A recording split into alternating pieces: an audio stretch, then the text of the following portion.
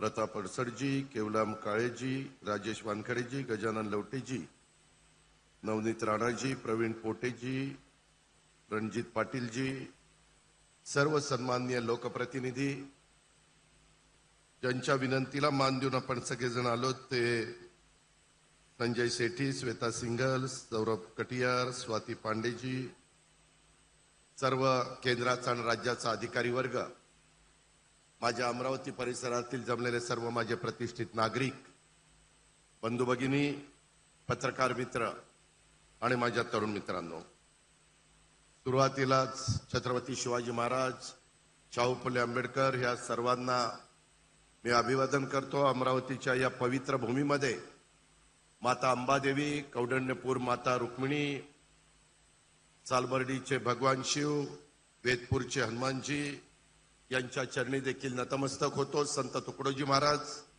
संत गाडगे बाबा, संत गुलाबराव महाराज, श्री चक्रधर स्वामी, मुसळखेड्याचे संत यशवंत महाराज, तसंच डॉक्टर पंजाबराव भाऊसाहेब देशमुख या सर्वांना मी अभिवादन करतो। आजचा दिवस तसं बघितलं तर केवळ अमरावती शहराकरता नाही तर संपूर्ण विदर्भाच्या करता आणि महाराष्ट्रासाठी देखील एक ऐतिहासिक, अभिमानास्पद आणि दूरगामी परिणाम घडवणारा अशा प्रकारचा आजचा दिवस आहे। आज अमरावती विमानतळाचं उद्घाटन आपल्या राज्याचे लाडके मुख्यमंत्री देवेंद्रजींच्या शुभ हस्ते झालं। त्याला स्वतः केंद्रीय नागरी उड्डाण मंत्री नायडू साहेब आवर्जून हजर राहिलेत, आपले मुरली मोहोळ साहेब देखील हजर राहिलेत। त्यांचं मी राज्याच्या जनतेच्या वतीनं मनापासून स्वागत करतो, अमरावतीकरांच्या वतीनं स्वागत करतो। हा केवळ विमानतळ प्रकल्प नाहीये तर तो अमरावती विभागातल्या जनतेच्या स्वप्नांना नवा पंख देणारा महत्वाचा टप्पा आहे असं माझं स्वतःचं प्रामाणिक मत आहे। उशीर बराच झालेला आहे, मी त्याकरता दिलगिरी व्यक्त करतो।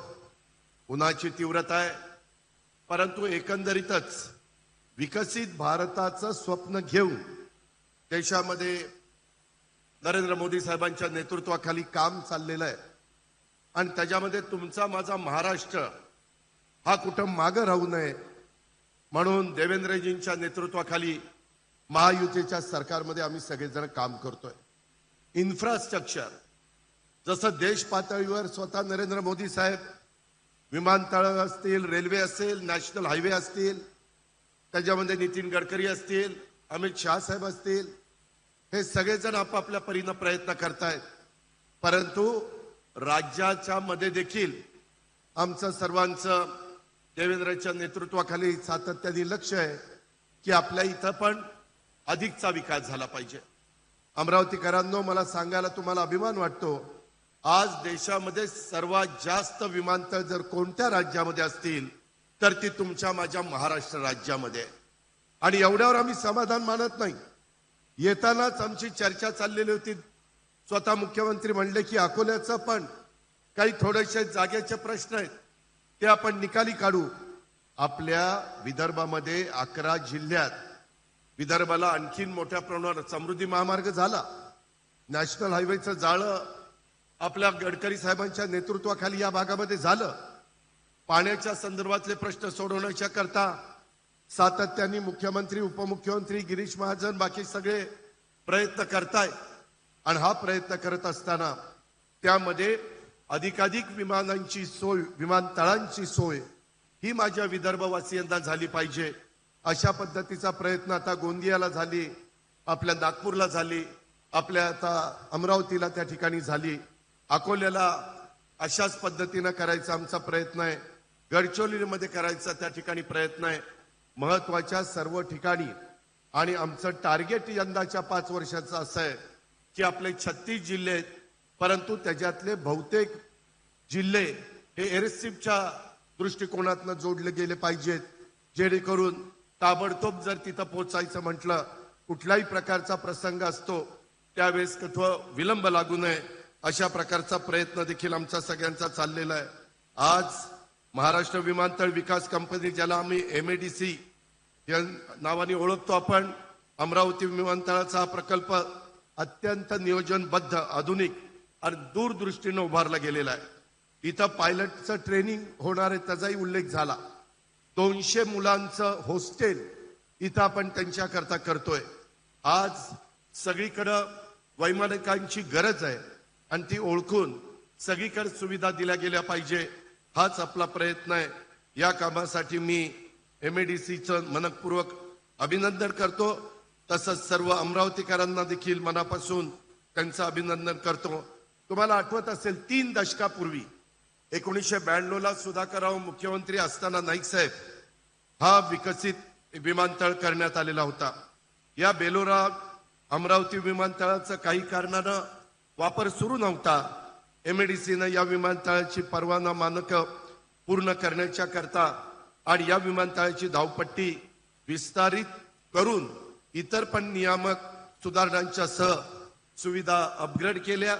हे विमानतळ म्हणजे आपल्या महाराष्ट्र राज्याच्या हवाई वाहतुकीच्या माध्यमातून पायाभूत सुविधा वाढवण्याचा आणि त्या प्रयत्नांचा एक महत्त्वाचा भाग आहे। त्याच्यामुळं निश्चितपणे चंद्रपूर, धुळे, शिर्डी, नवी मुंबई अशा विमानतळाला देखील आपण विकसित करतोय।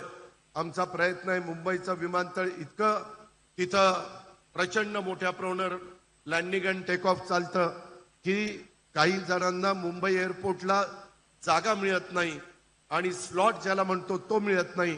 म्हणून आता नव्या मुंबईचं विमानतळ साधारण मुख्यमंत्री आमचा सगळ्यांचा प्रयत्न आहे की ऑगस्ट एंडला तिथं डोमेस्टिक फ्लाईट त्या ठिकाणी सुरू होतील, जेणेकरून मग आपल्याला आणखीन सुविधा राज्याच्या राजधानीशी तुमचा माझा ग्रामीण भाग जोडला जाईल। तुमचा माझ्या देशातले अनेक वेगवेगळी महत्वाची शहरं त्या ठिकाणी जोडली जाणार आहेत। याही गोष्टीचा आपण सगळ्यांनी निश्चितपणे नोंद घेतली पाहिजे, अशा प्रकारची माझी विनंती आहे। खूप काही गोष्टी आपल्या अमरावतीच्या परिसरामध्ये करण्याचं आमचं चाललेलं आहे। टेक्सटाईल पार्क आपण त्यामध्ये चांगल्या पद्धतीनं कसं पुढे जाईल। 20 सप्टेंबर 2024ला अमरावतीमध्ये PM मित्रा टेक्सटाईल पार्कचं भूमिपूजन मोदी साहेबांच्या हस्ते झालं। वर्धा येथून ऑनलाईन पद्धतीनं ते करण्यात आलं आणि या टेक्सटाईल पार्कमुळे माझ्या अमरावतीसह विदर्भातील औद्योगिक विकासाला देखील चालना मिळणार आहे।